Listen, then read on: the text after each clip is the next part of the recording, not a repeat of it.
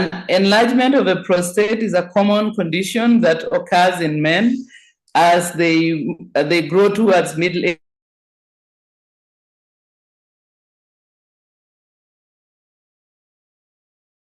Need to be aware of, and if they are not, it is our duty to create that awareness.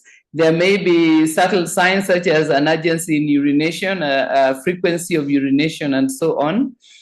So with this, our first recommendation is increased activity in the lifestyle, and also opt for healthy lifestyle choices.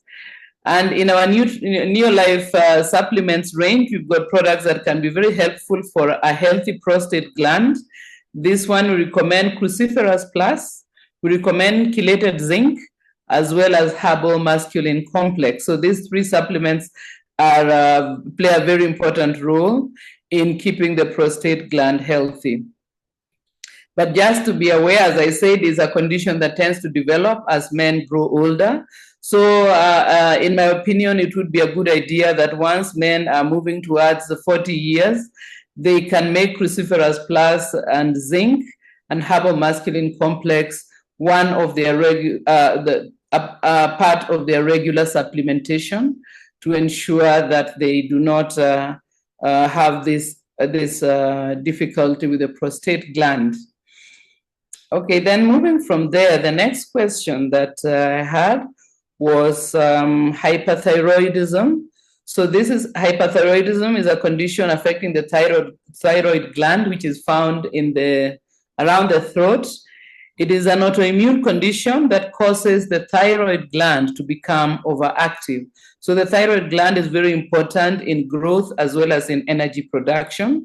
It produces hormones that play an important role in those two areas, and others, quite a number of others actually. So if there is a hyperactivity of the thyroid gland, there are going to be a number of certain issues that are going to be cause difficulty. And so on the lifestyle side, I would recommend that we consciously reduce foods that cause inflammation. So there are certain foods that tend to cause inflammation, things like factory oils, the seed oils that are manufactured in factories, and then processed grains, maybe, let's say, baked goods from excessively processed types of grain foods like flour and so on, as well as other types of junk food, fried fast food, and so on. These tend to cause inflammation in our bodies. And this is a problem that is very much linked to having autoimmune problems or worsening them if they already exist. So it is important, therefore, to identify and avoid any foods that worsen the symptoms of hyperthyroidism. And to add to that, there are certain things also like dairy and coffee can be amongst the culprits of foods that worsen the symptoms. On the New Life side as well, we have got supplements that will assist in supporting the thyroid gland so that it functions well and is not stressed and hyperactive. And this will be multimineral alfalfa. It will also be Cruciferous Plus and magnesium complex. These three are going to give stable energy, because one of the things is that hyperthyroidism can either cause periods of lethargy and periods of feeling agitated. So multimineral alfalfa, Cruciferous Plus, and magnesium complex give a good support to the thyroid gland. However, it may be necessary. I think that as one gets the diagnosis of hyperthyroidism, the doctor is also going to be able to recommend maybe some medication may be necessary. So the supplements can go hand in hand with the medication. Then we have another question about someone who wanted to improve their blood levels, possibly they are anemic. And this is a condition that can come from many different sources. They did not specify if there was a particular underlying cause. But on the lifestyle side, we recommend a healthy diet rich in good quality proteins, red meats, bone broth, and so on, as well as fruits and vegetables. And to supplement that, we'll recommend multimineral alfalfa, which is one of our mineral supplements that has a broad spectrum of minerals that support the body in the making of blood. Then we also recommend omega-3 salmon oil that is important in general health and also in the blood health. Then we recommend vitamin B complex, another vitamin that plays an important role in the making of blood within our bodies. And we recommend vitamin C, and the reason we add this recommendation of vitamin C is that vitamin C helps in the absorption of iron, because sometimes the anemia can be because the person is not getting a diet that is rich enough in the nutrients that support the making of blood. But it can also be that the diet itself is okay, but for one reason or another, the gut is failing to absorb enough of the minerals required, particularly iron in this case. So vitamin C is going to help the body to better absorb iron. And iron, as we probably know, is very important in the making of our blood, because each red blood cell, the red pigment of the red blood cells has got a molecule of iron in each hemoglobin in the blood. So iron is very important there. But just to point out that not every kind of anemia is due to lack of iron or deficiency in iron. It could be certain kinds of anemia can be for other reasons. I'll give the example of sickle cell anemia, where the anemia is not due to lack of iron, but rather due to the body making faulty types of red blood cells, which easily break down, and that is why the blood level is usually low. So for that reason, a person with sickle cell anemia, we do not recommend that they supplement with iron. They may from time to time, especially if they are still young or they are women who are menstruating, time supplement with multimineral alfalfa, but something like nated iron might not really be a good idea unless they are being well supervised to find out if their iron level is low. But in the case of the normal type of anemia, which is due to lack of adequate iron in the diet, we will then very readily recommend multimineral alfalfa,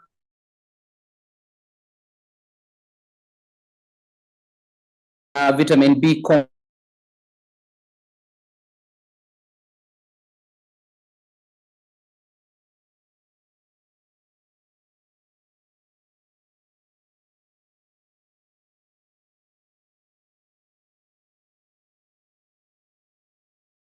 You can hear me.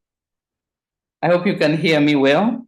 So just to continue, as I was I think I just finished speaking about anemia and just recommending that, making the recommendation for the anemia that is not a sickle cell or other types of anemia that are not due to deficiency of iron.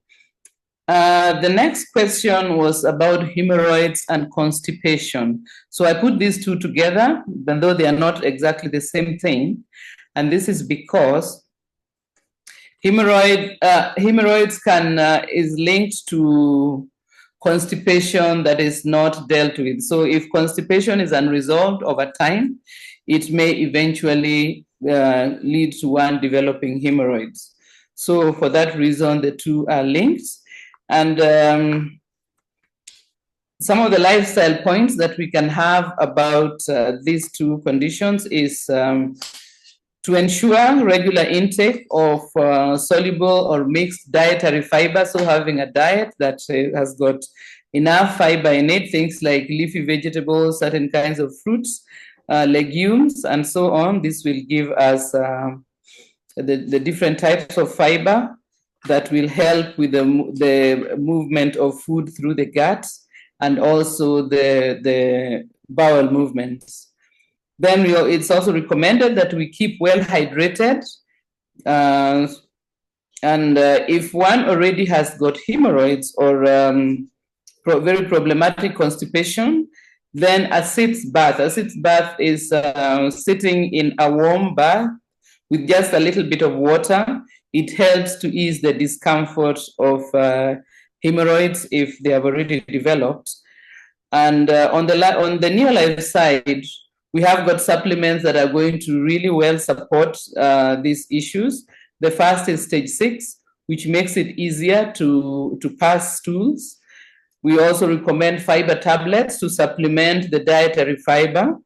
And we also recommend aloe vera plus, which helps with to soothe the gut and its activities.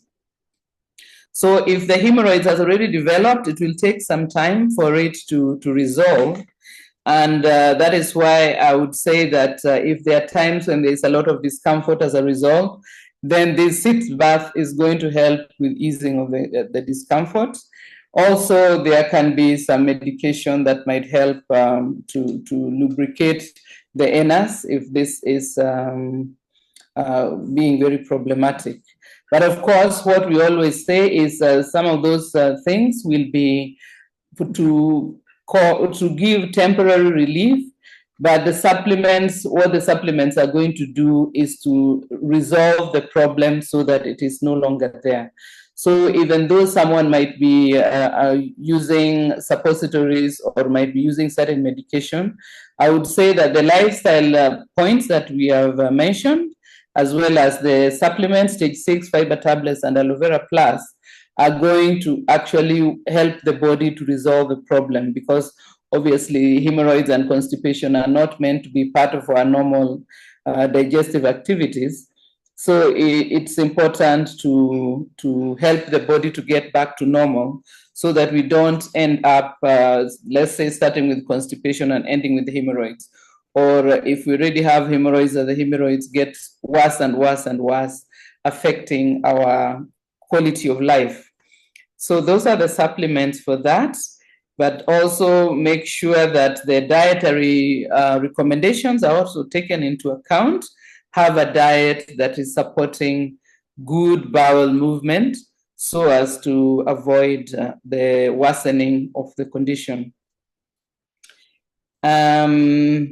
Then I had an interesting question. Someone wanted to know the difference between cholesterol and triglycerides. I think this kind of a question is actually useful because some of these terminologies are often used and we may not be very clear about what they mean and how they differ. So both triglycerides and cholesterol, we can say, are in the family of lipids or fats. Triglycerides is the name used in chemistry for fatty acids. And cholesterol, of course, is also a member of the lipid family. And both triglycerides and cholesterol can be obtained from our diet and can also be manufactured by our bodies. So when we think about triglycerides, we are thinking about fats, which is the means by which we store extra energy in our bodies. So if we are taking energy-rich foods, then what happens is that they are converted into sugar, which in the liver is going to be converted into triglycerides, and the triglycerides are going to be stored in the fat cells. These fat cells can be in our hips, they can be in our arms, thighs, and so on. Unfortunately, sometimes they can also be in our abdomen, and as I think we have mentioned on various other sessions, when the fat is being stored around our abdomen, then it is associated with a lot of health problems. But if the fat is being stored under our skins or in our thighs and hips, they may be uncomfortable and unpleasant for us to look at, but they are not as harmful to our health as the fat that is around the abdomen. So the triglycerides, therefore, are generally the word we use for the fats that are stored as, let's say, energy for future use. So obviously, the more high energy food we are taking, let us say sugary foods, alcohol, carbohydrates, all these are eventually going to be stored as fat or triglycerides in our fat deposits. Sometimes the triglycerides might start accumulating in our blood circulation, and this also is problematic because it may be associated with problems to do with our heart, our blood, and our blood vessels. Now, looking at cholesterol on the other side, on the other hand, it is a type of lipids, but and the body makes the majority of the cholesterol in the liver and the intestines. And there are two kinds of cholesterol. There is the one called the high density, and the other one is the low density. The high density cholesterol is actually one that our body uses for making hormones, for making cell membranes, and for making vitamin D and so on. The low density cholesterol, on the other hand, can be a bit problematic because it's the one that tends to be associated with the formation of plaque inside our blood vessels. So just to say that both cholesterol and triglycerides are members of the fat family. Both of them can come from our diet or be made by our body. And both of them are useful, but they tend to be a bit questionable. So if it is the high density cholesterol, then it is good for us because our body is able to use it. But on the other hand, if we have the low density cholesterol, then it is associated with some cardiovascular problems. Triglycerides, on the other hand, is a storage material which our body keeps in preparation. If, let's say, we go through a period when there isn't enough food, or we go through a period of famine and so on, then what might happen is that our body can then go to these fat storage areas and release that fat for us to use. Unfortunately, these days, sometimes we keep on accumulating the fat, but we keep on not using it, so that we put on more and more weight, and this can eventually be a problem for our health.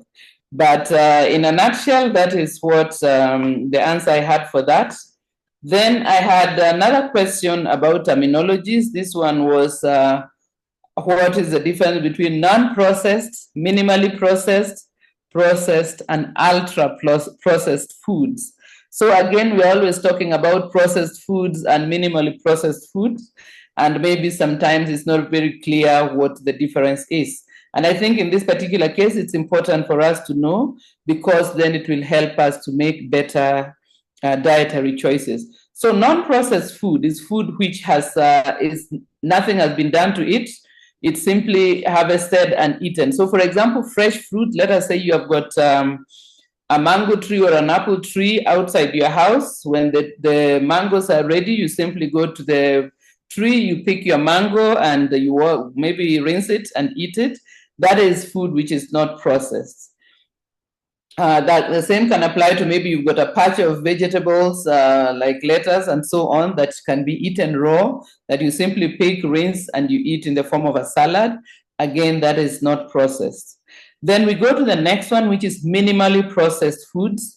This can be the example of something like grains or legumes and vegetables, which we can pick and then we cook as a whole, and then we eat them.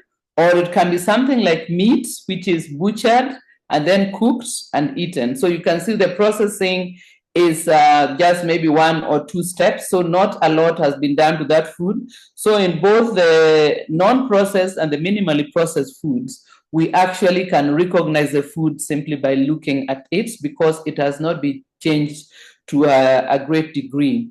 Then when we move on to the processed foods, the processing is more intensive. So here we can have something like grain, which is harvested and then milled into flour.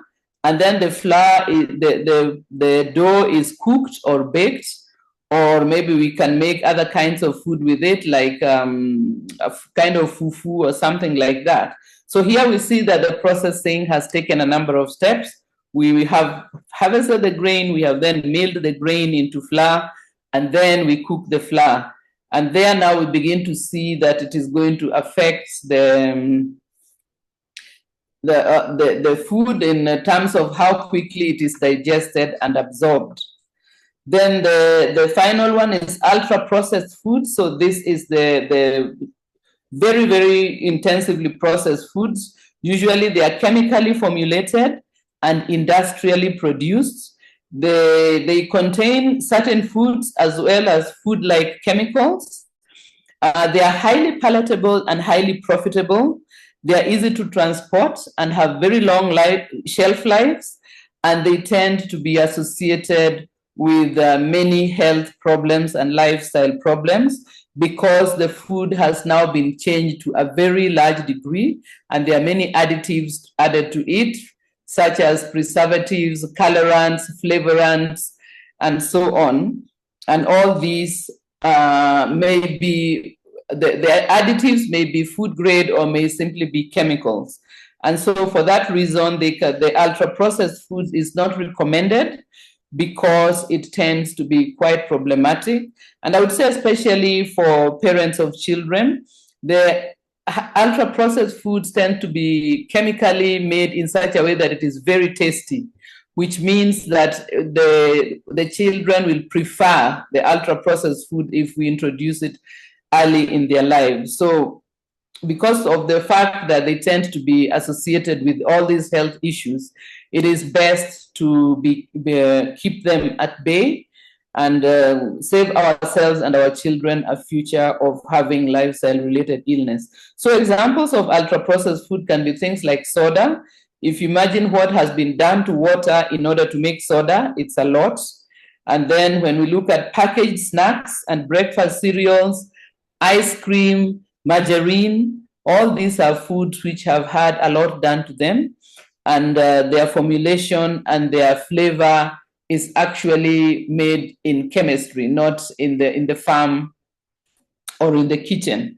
A lot of their tastiness is owed to someone with a degree in food chemistry, in trying to make sure that you'll find the food irresistible, and in some cases even addictive, because once children, for instance, get used to sugar, then this is the only flavor they want because it is highly exciting to the taste buds, and everything else tastes dull in comparison. So those are the clarifications there. Then the next question was someone who was asking what to recommend for rickets in a child. So rickets is an illness that occurs as a result of the deficiency of vitamin D or calcium. So it can be for different reasons. So it can be inadequate exposure to the sun, or a vegan diet that is deficient in vitamin D. A lot of the D family is found in animal foods, although we do have a supplement that is made from a non-animal source. The Neolife has that for those who are vegans or vegetarians for different reasons. We have a supplement that attends to that. Then another reason that rickets can develop can be the use of too much sunscreen, especially on people with dark skins who are living in temperate climates. So someone with a skin the same color as myself has got already a lot of pigment, which screens out a lot of the sun's rays. So if I'm also using a large amount of sunscreen and it is wintertime, like it is now in the southern part of our continent, then it may be quite possible that I would be deficient in vitamin D. And if it is still a growing child with a skeleton that needs plenty of calcium and growth to take place, we can develop something like rickets. So rickets can also be due to a low calcium in the diet because the child is lactose intolerant, and so they do not take milk. And milk is usually an important source of calcium, especially for children. Another reason can be celiac disease, which prevents the body from making or using vitamin D. This is an illness of the gut. So an important thing about rickets is sun exposure will play a very important role, and eating foods such as small fish, which are rich in calcium, if the person is not able to take milk, either because they don't like it or because they are lactose intolerant, then fishes like sardines, omenas, carpenter, this type of fish, which you eat whole with its skeleton, will be very important, a very important source of calcium and even vitamin D for a child. I know that in my part of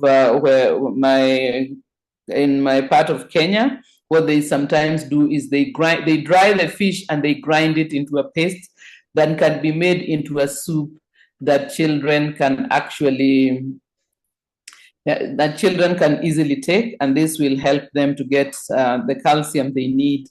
And vitamin D plays an important role in the fixing of calcium in the skeleton. So those two go hand in hand, vitamin D and calcium. And so when we look at the neolife side, will play an important role in rickets, because by the time the child has been diagnosed with rickets, it means that they are now seriously deficient. And so we would recommend that they supplement with vitamin D, as well as CalMag and Vita Squares. I would also say that it would be a good thing for them to spend a good portion of 2 or 3 hours in the sun, and try to eat foods that are rich in calcium, small fish and seafood and so on, if they're able to do so. I know that something like seafood sometimes also is related to allergies, but as I've said, if there is lactose intolerance and seafood allergy, then maybe the main thing there would be to use the supplements heavily in order to help this in this situation. Then I had questions about incontinence, that is urinary incontinence, the inability to hold urine either for a significant amount of time, or to or it could be that there is an overactive bladder, so the bladder gives the urge to urinate very frequently. So we can only help if the incontinence is due to nutritional problems that are affecting the bladder. Other causes of incontinence, let us say that the bladder is too small, as happens in some people anatomically, or the bladder is overactive, or it could be as a result of age or some injury or emotional problems, then it may not be really possible to help. So the degree to which we can help with incontinence will depend on the reason for the incontinence. But we have some lifestyle points that we can bring up. The first is what is called Kegel exercises. So a person can learn how to do the Kegel exercises and do them frequently. These exercises strengthen the muscles that are related to controlling the bladder. And we also recommend taking of enough fluid before noon, so that in the afternoon and evening, less fluid is taken in order to prevent the urge to urinate in the night. And then we also recommend avoiding coffee and alcohol, because they do tend to worsen incontinence. Incontinence is also sometimes associated with uncontrolled diabetes. So diabetes can actually be a reason for incontinence. So in checking all these reasons, maybe one can get to the bottom of why there is incontinence. But on the neolife side, we are going to recommend that they use vitamin D, which as we are knowing more and more, plays an important role in very many processes. We also recommend multimineral alfalfa and flavonoid complex to support bladder health. Then, as I see my time is running out, so I think I shall maybe go to the next question and leave it there. So the next question was about eclampsia. So eclampsia is a condition that is found in pregnant women, especially from around 20 weeks, but it can happen before, but more commonly from around 20 weeks, which is characterized by the woman having convulsions and a sudden high increase in blood pressure. And this can be dangerous for both the mother and the child. So if there's a family history of eclampsia or preeclampsia, it would be a good idea to be on the watch, to have maybe a blood pressure monitor for the mom to keep an eye on her blood pressure. Of course, a healthy lifestyle with good lifestyle food choices, and also resolving high blood pressure if the expectant mom already has got high blood pressure issues, to take the supplements that will help to resolve that, and the lifestyle points that help with that. And then for specifically eclampsia, we would say Pro-Vitality would be a recommendation. This is already a recommendation as part of the supplements we we recommend for expectant mothers. We also recommend lipotropic adjuncts, multimineral alfalfa, and magnesium complex. So these are going to assist with this. But just to say that by the time the person is diagnosed with eclampsia, it might already be a situation in which they need to be in hospital and admitted. Therefore, I think this is just to emphasize that for expectant moms, it is important that they be on the neonatal, the prenatal supplements that we recommend, the Provitality, the multimineral alfalfa, the omega-3, and vitamin B, which is like a nutshell of our prenatal supplements that we recommend for moms. Of course, also when moms are expecting, sometimes they may get craving for very unhealthy food choices. This, I think, is something that moms should make an effort to control. I know it is easier said than done, but it is important because the health of the baby as well as the mother's health can actually be harmed by junk food and some of these problematic foods that have now become part of our lives. So I think that I'm going to excuse myself at this point, but not before thanking you very much for having spent the time this evening, as well as for having sent the questions that we are able to share and improve our knowledge about our products and how we can position them for the building of our businesses. So today, I believe we have got a very special guest, but before that, I'm going to hand you over to Pascal, who is going to proceed further on with the session.